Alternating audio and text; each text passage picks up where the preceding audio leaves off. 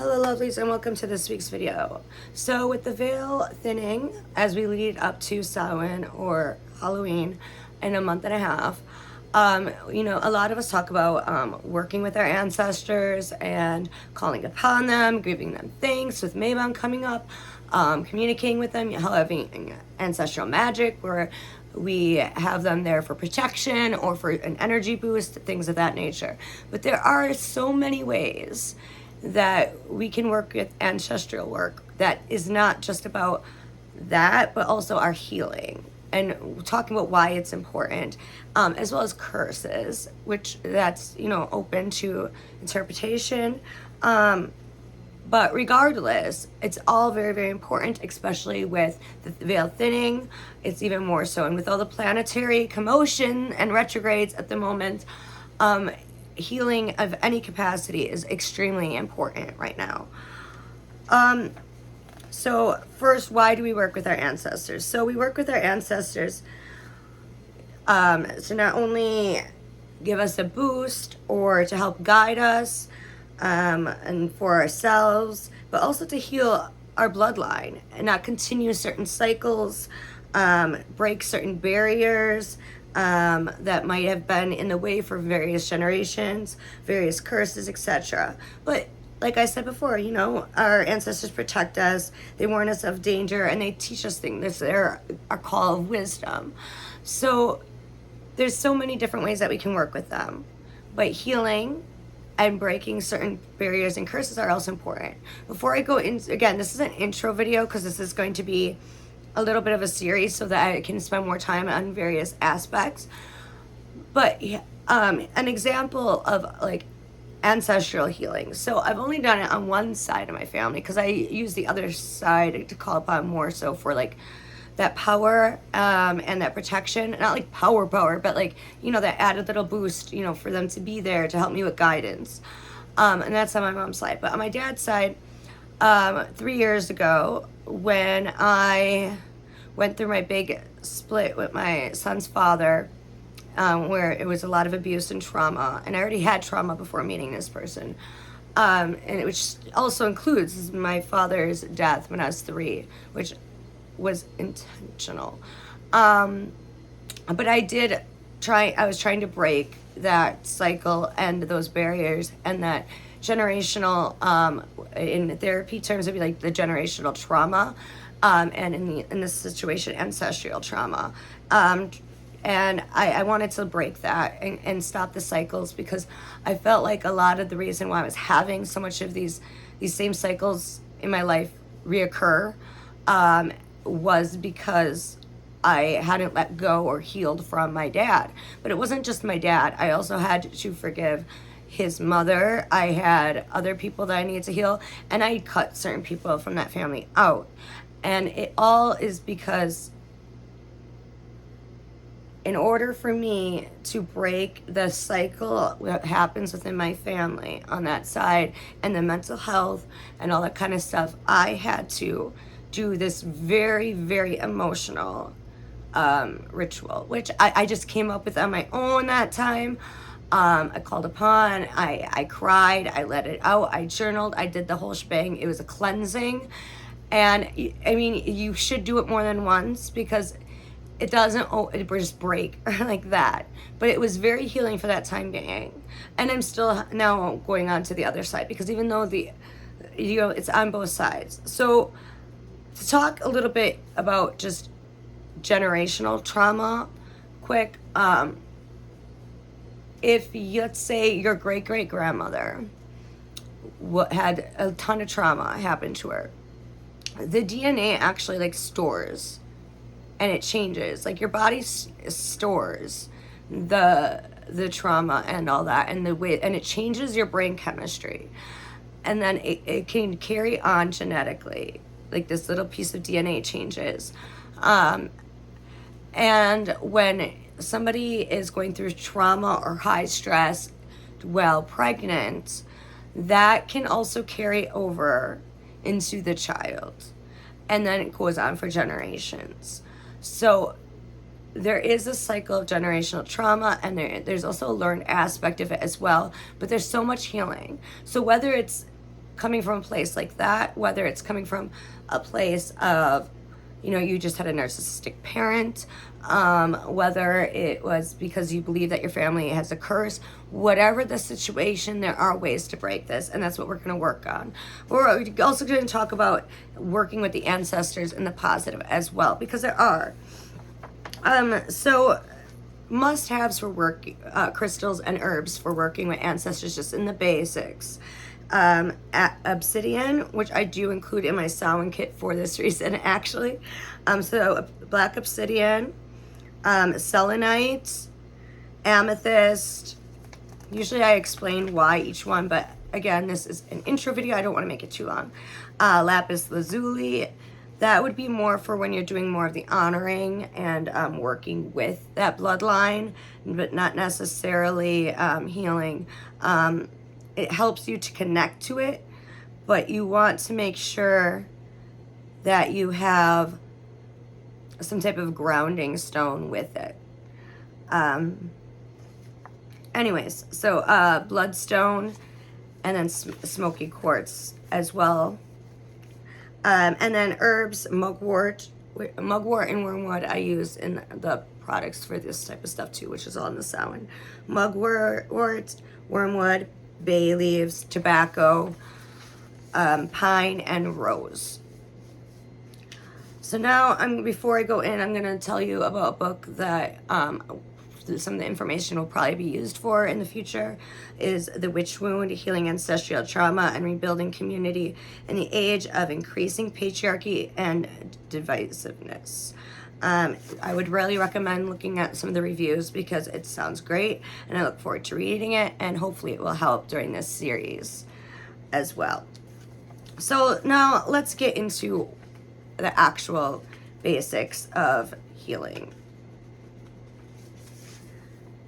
So as I said, yes, in the latest studies in the past couple decades, it has been scientifically proven that trauma can be passed down generationally.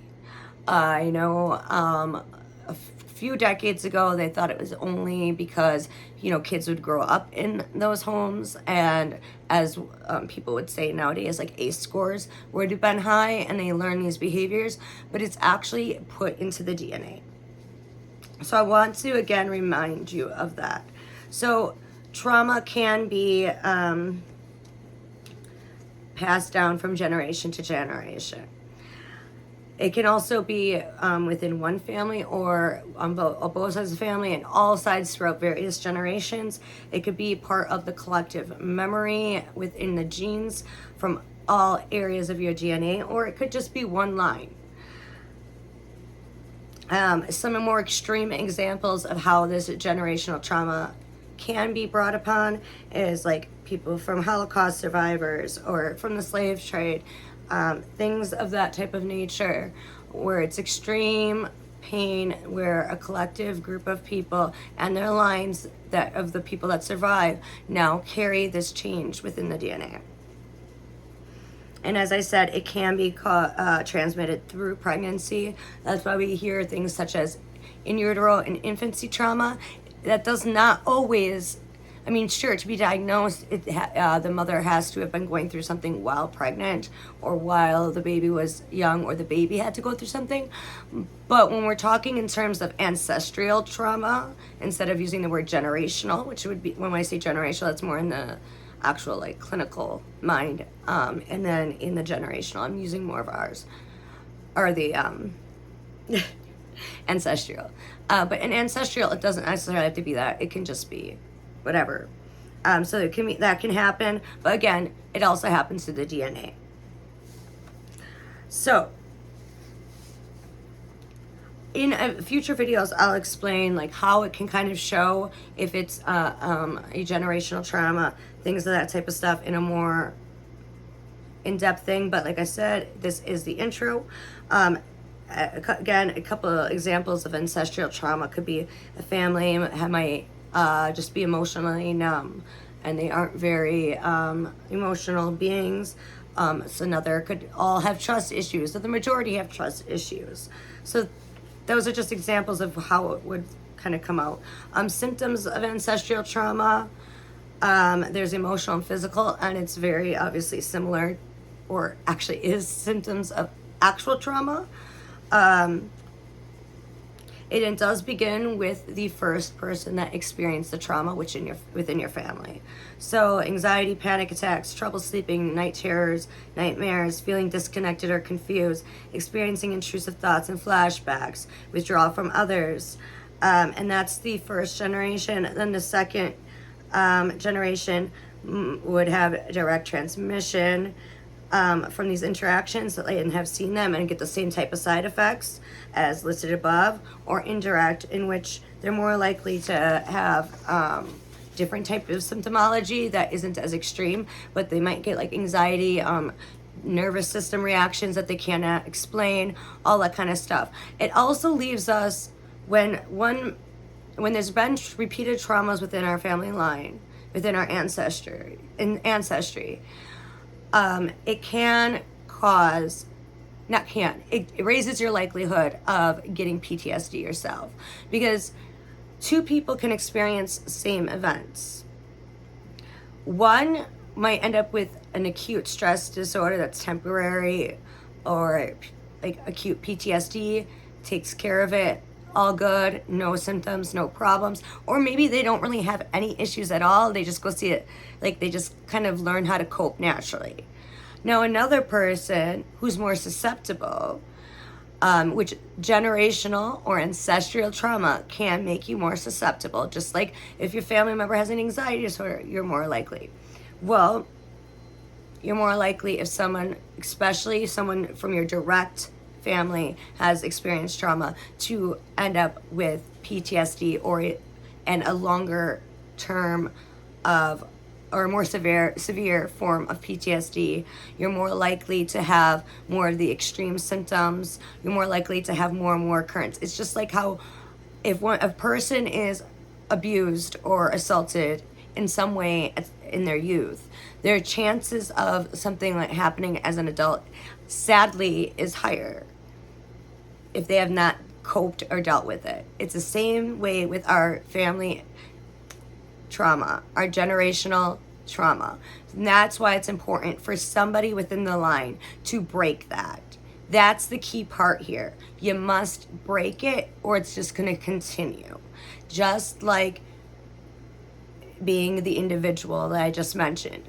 If you don't heal and do all the work that you need to and be continuous in your working on yourself, you're going to be at a higher risk than you already are as a person to be in that position or something happening again. Anyways, and that's not ever victim or survivor blaming. It's just it's statistics. So why should we heal ancestral trauma? Well, unresolved trauma doesn't affect just you. It's just like, again, talking about the individual. And it doesn't just affect your life. It negatively affects future generations. Just like how I was using in that example. If you are the individual and you never heal it or resolve all your issues and symptoms and start working on it, it's going to negatively influence the rest of your life or other people's lives. The same goes for this. It's going to continue affecting the generations. So once we identify what the trauma could have been, if you even can go back into your family where it originated. If you can't, that's fine, but where you feel it in you and what it might be for you and what you do know. So learning as much as you can about your family, or how much they're willing to tell you, the better, because then you have a better understanding as to why. So pay attention to your core language. It's just like with regular trauma.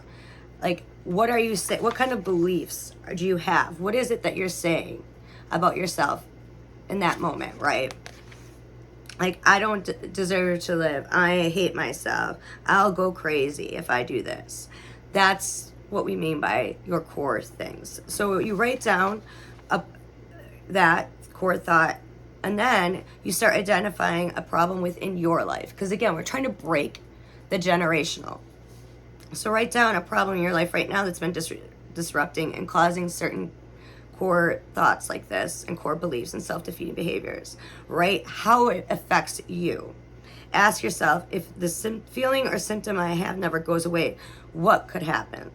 And then it could be, I'll lose everything. I'll lose my family. Things like that. So then, what you need to do is identify others' pain in yourself. So you could ask yourself about various unconscious things that you're carrying around that are other people's pains or traumas within the family line.